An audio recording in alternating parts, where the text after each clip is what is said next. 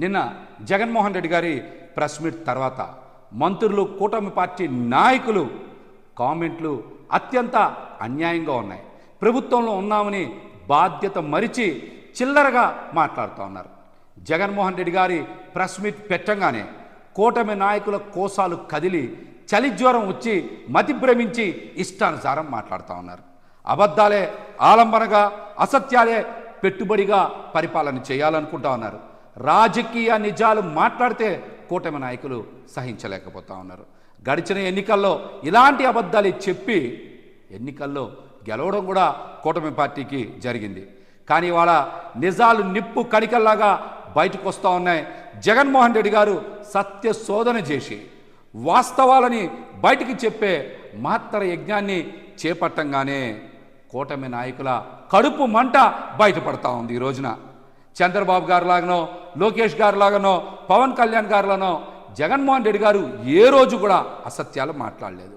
ఒక విషయాన్ని ప్రజలకి చెప్పాలనుకున్నప్పుడు ఆ విషయాన్ని పూర్తిగా అధ్యయనం చేసి ఆధారాలన్నీ తెప్పించుకొని వారు క్షుణ్ణంగా అధ్యయనం చేసే తర్వాత మాత్రమే దానికి సంబంధించినటువంటి అన్ని అంశాలని బయటికి మాట్లాడుతూ ఉన్నారు. అదేవిధంగా అధికృత సమాచారం ఉంటే తప్ప జగన్మోహన్ రెడ్డి గారు మాట్లాడరు. అదే చంద్రబాబు గారో, లోకేష్ గారో, పవన్ కళ్యాణ్ గారో అయితే ఎన్ని అబద్ధాలైనా సరే కళ్ళు ఆర్పకుండా బయటికి చెప్పగలిగినటువంటి నేర్పరితనం వాళ్ళకు వచ్చింది. కానీ జగన్మోహన్ రెడ్డి గారు ప్రజలకు ఏదైనా చెప్పాలనుకుంటే అది పూర్తిగా వాస్తవ సమాచారం మాత్రమే తెలియజేస్తారని కూడా ఈ సందర్భంగా నేనైతే తెలియజేస్తున్నా. ప్రజలకు ఏదైనా విషయం చెప్పాలనుకున్నప్పుడు ప్రభుత్వం చేసేటువంటి తప్పొప్పుల గురించి ప్రశ్నించేటప్పుడు ప్రస్తుత తరుణంలో సత్య శోధనతో సమకాలీన రాజకీయాల్లో మాట్లాడేటువంటి నాయకుడు ఒక్క జగన్మోహన్ రెడ్డి గారి అని చెప్పడంలో ఎటువంటి సందేహం లేదని కూడా ఈ సందర్భంగా తెలియజేస్తూ ఉన్నాను. కూటమి నాయకులు ఏదైనా మాట్లాడేటప్పుడు వాళ్ళకి నిజాలతో పని లేదు. ఎదుటి వాళ్ళ మీద బురద వేయడమే పనిగా పెట్టుకొని ఫేక్ న్యూస్ల్ని సృష్టించి ఫేక్ ఫ్యాక్టరీల ద్వారా ప్రజలకి చేరవేయడమే వాళ్ళు పనిగా పట్టుకున్నారు. అలాగే వాస్తవాలను కూడా వక్రీకరించి అన్యాయంగా కళ్ళు మూసుకోకుండా చెప్పడమే వాళ్ళ నేర్పరితనం అని కూడా ఈ సందర్భంగా మేమైతే తెలియజేస్తూ ఉన్నాం. అబద్ధాలు చెప్పేటప్పుడు కూడా వాళ్ళు ఏ దశలో కూడా సిగ్గుపడట్లా. వాళ్ళు ప్రజలకు ఏం చెయ్యకపోయినా పర్వాలేదు, బురద వేస్తే చాలు, గడిచిపోతుందనేటువంటి భావనలో ఉన్నారు. మీరు ఏది చెప్తే అది వినడానికి ప్రజలు ప్రతిసారి కూడా మోసపోరు. సమయం వచ్చినప్పుడు ఈ కూటమి నాయకులకి సరైన రీతిలో బుద్ధి చెప్తారని కూడా హెచ్చరిస్తూ ఉన్నాం. అదేవిధంగా జగన్మోహన్ రెడ్డి గారు నిన్నటి వరకు కూడా 11 ప్రెస్ మీట్లు పెట్టారు. వాటిలో తిరుపతి లడ్డూ గురించి, సెకీ గురించి, రాష్ట్ర అప్పుల గురించి, బడ్జెట్ గురించి అనేక అంశాల మీద వారు ప్రెస్ మీట్లు పెట్టారు. కానీ చంద్రబాబు నాయుడు గారు పెట్టిన ఏ ఒక్క ప్రెస్ మీట్లో కూడా జగన్మోహన్ రెడ్డి గారు లాగా ఆధారాలతో ప్రెస్ మీట్ ఎక్కడైనా పెట్టారా? చెప్పమనండి. జగన్మోహన్ రెడ్డి గారు పెట్టినటువంటి 11 ప్రెస్ మీట్లో అన్ని ఆధారాలతో ప్రెస్ మీట్ పెట్టి ప్రజలకి వాస్తవాలు వివరిస్తూ ఉంటే మరొక పక్కన చంద్రబాబు నాయుడు గారు కానీ కూటమి నాయకులు కానీ ఏ ఒక్క ప్రెస్ మీట్లో అయినా సరే వాస్తవాలు ఆధారాలతో మాట్లాడే దమ్ముందా వాళ్ళకి? సమాధానం చెప్పమనండి. ఒకసారేమో రాష్ట్ర అప్పులు 10 లక్షల కోట్లు అంటారు, ఇంకొకసారి 12 లక్షల కోట్లు అంటారు, మరొకసారి 14 లక్షల కోట్లని వాళ్ళకి ఇష్టం వచ్చినట్టు పచ్చి అబద్ధాలని ప్రచారం చేస్తూ ఉన్నారు. ఇది తప్పని, కావాలంటే కాగ్ ఆడిట్ రిపోర్టు చూసుకోవచ్చని, ఆర్బీఐ రిపోర్టులు చూడండి అని జగన్ గారు ఆధారాలతో సహా ప్రజల ముందు ససాక్ష్యంగా చూపుతూ ఉంటే, లేదు నేను చెప్పిందే నిజమని చంద్రబాబు నాయుడు గారు ఇప్పటి వరకు కూడా ఒక్క ఆధారం కూడా ఎందుకు చూపించలేకపోయారు? అప్పుల మీద చంద్రబాబు నాయుడు గారు ఇంతవరకు రాష్ట్ర ప్రజలకి ఆధారాలు ఎందుకు చూపించలేకపోయారో సమాధానం చెప్పాలి. చంద్రబాబు నాయుడు గారు పదే పదే నేను నిప్పని, తుప్పని, అట్లాగే నేను ఐటీ అని, నేను ఏఐని, నేను డీప్ టెక్ అని అనేక సందర్భాల్లో ఆయనకి సర్టిఫికేట్ ఇచ్చుకుంటారు. కానీ ఏ ఒక్క సందర్భంలో కూడా మీరు ఒక్క ఆధారం కూడా ఎందుకు చూపించలేకపోయారు? ఐటీకి పితామహుడిని నేనే అని బిల్డప్లు ఇచ్చేటువంటి చంద్రబాబు గారు ఈ రోజున రాష్ట్ర అప్పుల గురించో ఇతర అంశాల గురించో ఆయన నెట్లో శోధించి ఆధారాలు సేకరించే కనీస జ్ఞానం లేదా? చెప్పండి, కనీస జ్ఞానం లేదా? మీరు చెప్పేవన్నీ పచ్చి అబద్ధాలు అయినప్పుడు నెట్లో ఆధారాలు ఎక్కడైనా దొరుకుతాయా? ప్రజలు ఈ విషయాన్ని గ్రహించాలి. చంద్రబాబు గారు చేసేటువంటి అబద్ధపు ప్రచారంలో ఎక్కడ కూడా నెట్లో కూడా సమాచారం దొరకదు. ఎందుకంటే ఆయన చెప్పేవన్నీ కూడా అబద్ధాలే. అందుకని ఆయన ఎప్పుడు కూడా ఆధారాలు చూపించలేరు. అందుకనే ఆయన మాటలకి విలువ ఉండదని కూడా ఈ సందర్భంగా తెలియజేస్తా. నిన్న జగన్మోహన్ రెడ్డి గారు అడిగిన కొన్ని ప్రశ్నలకి కూటమి నాయకులు ఒక్కళ్ళని సమాధానం చెప్పారా? చెప్పండి. సూపర్ 6 గ్యారంటీగా అమలు చేస్తామని బాండ్లు చూపారు. ఇంటింటికి మరి పాంప్లెట్లు కరపత్రాలు పంచారు. అమలు చెయ్యకపోతే చొక్కా పట్టుకోమని అడిగారు. మరి ఈ రోజున మీరు ఇచ్చినటువంటి బాండ్లు ఏమయ్యాయి? మేనిఫెస్టో ఏమైంది? హామీల అమలుపై లెక్కలు ఉన్నాయని చెప్పారు కదా, అమలు చెయ్యకపోతే కాలర్ పట్టుకోమని చెప్పారు కదా. ఇప్పుడు ఎవరు కాలర్ పట్టుకోవాలి? చంద్రబాబు గారు కాలర్ పట్టుకోవాలా? లోకేష్ గారు కాలర్ పట్టుకోవాలా? పవన్ కళ్యాణ్ గారు కాలర్ పట్టుకోవాలా? సూపర్ 6 అమలు మీద ఎవరు కాలర్ పట్టుకోవాలో మరి మంత్రులు చెప్తారా? కూటమి నాయకులు చెప్తారా? లేకపోతే చంద్రబాబు గారు, లోకేష్ గారు, పవన్ కళ్యాణ్ గారు చెప్తారో మరి రాష్ట్ర ప్రజలకు సమాధానం చెప్పాలి. ఇంకొక పక్కన చంద్రబాబు నాయుడు గారు ఈ 9 నెలల కాలంలో 1,45,000 కోట్ల రూపాయలు అప్పులు చేశారు. ఇది నిజంగా ఎవ్వరు బద్దలు కొట్టలేనటువంటి రికార్డు. మరి చంద్రబాబు నాయుడు గారు 9 నెలల్లో చేసిన అప్పులు 1,45,000 కోట్లు. మరి ఇంత అప్పులు చేసినటువంటి చంద్రబాబు నాయుడు గారి పేరు ఖచ్చితంగా గిన్నీస్ బుక్లో ఎక్కించాలి. మరి ఇన్ని అప్పులు చేసి ఏమైనా సూపర్ 6లో ఒక్క పథకమైనా అమలు చేశారా? పేదల కోసం బటన్ నొక్కారా? పోనీ గత ప్రభుత్వంలో అంటే జగన్మోహన్ రెడ్డి గారి ప్రభుత్వంలో అమలు చేసిన పథకాల్లో ఒక్క పథకమైనా అమలు చేశారా? పోనీ ఏమైనా కొనసాగించారా?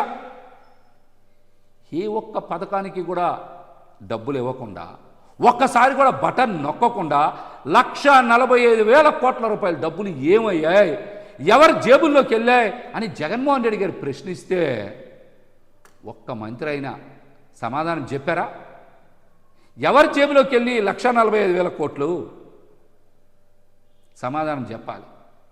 అదేవిధంగా గత 9 నెలల కాలంలో ఉద్యోగాలన్నీ ఇష్టానుసారం పీకి పారేసి రాష్ట్రంలో నిరుద్యోగాన్ని పెంచుకుంటూ పోతోంది కూటమి ప్రభుత్వం.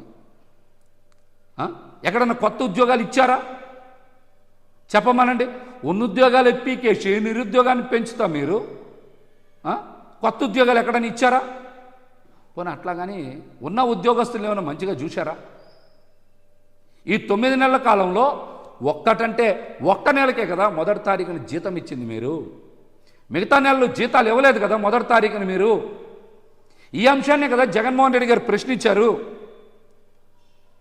మరి దీన్ని విధ్వంసకర పాలన అంటారా? మీరు సమాధానం చెప్పండి. ఇది ఆర్థిక విధ్వంసం కాదా? ఇది ఆర్థిక విధ్వంసం కాదా? ఇంకో పక్కన మరొక పచ్చి అబద్ధం. రాష్ట్ర ప్రభుత్వం యొక్క ఆదాయం తగ్గితే చంద్రబాబు నాయుడు గారంట తన పాలనలో జిఎస్డిపి పెరిగిందని అవాస్తవాలు మాట్లాడుతూ ఉన్నారు. ఆదాయం తగ్గితే నెగిటివ్ గ్రోత్ రేట్ ఉన్నప్పుడు జిఎస్డిపి ఎలా పెరుగుతుంది చెప్పండి? కానీ చంద్రబాబు నాయుడు గారు రాష్ట్ర జీడిపి 13% పెరుగుతుందని వేదికిచ్చారు. ఇది సాధ్యమవుతుంది అసలు? రాష్ట్ర ఆదాయం పడిపోయినప్పుడు మీకు 13% జీడిపి ఎలా పెరుగుద్ది? దీనికి సమాధానం చెప్పండి. బేసిక్ ఫండమెంటల్ క్వశ్చన్ 2.73 లక్షల కోట్ల రూపాయలు జగన్మోహన్ రెడ్డి గారు బటన్ నొక్కి లంచాలు లేకుండా, వివక్ష లేకుండా మరి ప్రభుత్వ పథకాలని కింద జగన్మోహన్ రెడ్డి గారు ప్రజలకు పంచితే ఇంతవరకు చంద్రబాబు నాయుడు గారు ఒక్కసారి కూడా బటన్ ఎందుకు లేకపోతా ఉన్నారు? ఎందుకు నొక్కలేకపోతా ఉన్నారు? సమాధానం చెప్పండి మీరు. మొన్న నీతి ఆయోగ్ రిపోర్ట్ కూడా వచ్చింది. దానిపై చంద్రబాబు నాయుడు గారు పెద్ద డ్రామా చేశారు. ఎవరైనా పాలన అంటే 5 ఏళ్లని కంపేర్ చేసి చెప్పాలి. చంద్రబాబు గారి పాలన 2014 నుంచి 19 వరకు, అలాగే జగన్మోహన్ రెడ్డి గారి పాలన 19 నుంచి 24 వరకు పోలిక చేసి చూపించాలి. మరి 2014 నుంచి 19 వరకు సోషల్ సర్వీసెస్ కింద తెలుగుదేశం పార్టీ ప్రభుత్వం ఖర్చు చేసింది సగటున కేవలం 2437 కోట్లు. అదే జగన్మోహన్ రెడ్డి గారి వైఎస్ఆర్సీపీ ప్రభుత్వం 5224 కోట్లు ఖర్చు చేసింది. మరి వాస్తవం ఇలాగుంటే గత ప్రభుత్వ హయాంలో అన్ని నాశనం అయిపోయినాయి అని వక్రీకరించి ప్రచారం చేస్తున్నారు. రాష్ట్ర అభివృద్ధి కోసం నిధులు ఎక్కువ ఖర్చు చేసింది జగన్మోహన్ రెడ్డి గారే. ఇవన్నీ వాస్తవాలు, గణాంకాలు, నివేదికలు ఉన్నాయి కదా. ఏదో మీడియా చేతిలో ఉందని అవాస్తవాలు ప్రచారం చేస్తే ప్రజలు ఊరుకోరు. అలాగే లిక్కర్ స్కామ్లో పెద్దిరెడ్డి గారి కొడుకు మితిన్ రెడ్డి గారి పేరుని నేను ఈనాడు పేపర్లో రాశారు. మితిన్ రెడ్డి గారు పార్లమెంట్లో వైఎస్ఆర్సీపీ పార్టీకి ఫ్లోర్ లీడర్. వారి తండ్రి గారు పెద్దిరెడ్డి గారిది ఏం పోర్ట్ఫోలియో, అట్లాగనే ఈయన పార్లమెంట్లో మరి వైఎస్ఆర్సీపీ పార్టీకి ఫ్లోర్ లీడర్ కదా. అసలు మద్యానికి పార్లమెంట్లోని ఫ్లోర్ లీడర్కి సంబంధం ఏంటి? ఏదో ఒకటి పట్టుకోవడం, ఇష్టానుసారి రాయడం, ఏదో దానికి సంబంధం లేకుండా లింకు కలపడం. చెప్పండి, ఎవరిని పడితే వాళ్ళని ఇరికించాలనుకోవడం, ఇవన్నీ నిలబడతాయి? అసలు ఈ కేసులు ఇవన్నీ నిలబడతాయా? ఈ కేసులన్నీ ఇట్లాంటి అంశాల మీద జగన్మోహన్ రెడ్డి గారు మాట్లాడితే మీకు దమ్ముంటే, మీకు చేతనైతే, మీ దగ్గర ఆధారాలు ఉంటే జగన్మోహన్ రెడ్డి గారు నిన్న ప్రెస్ మీట్లో మాట్లాడిన, సంధించిన ప్రతి ప్రశ్నకి దమ్ముంటే సమాధానం చెప్పండి మీరు. కూటమి నాయకులు, మంత్రులు ఎవరైనా సరే దమ్ముంటే సమాధానం చెప్పండి. బాధ్యత లేకుండా అసభ్యంగా మాట్లాడటం, కొందరైతే కారు కోతలు కూయడం. ముందు మీ నోళ్ళు కనుక సరి చేసుకోకపోతే పర్యావసనాలు తీవ్రంగా ఉంటాయని కూడా ఈ సందర్భంగా ప్రజల తరపున కూడా హెచ్చరిస్తా ఉన్నాం. హిట్ టీవీ యాప్, ఇందులో short news, live news, entertainment shows, movies, digital magazines తో పాటు మీ జిల్లా వార్తలను కూడా ఫ్రీగా చూడొచ్చు.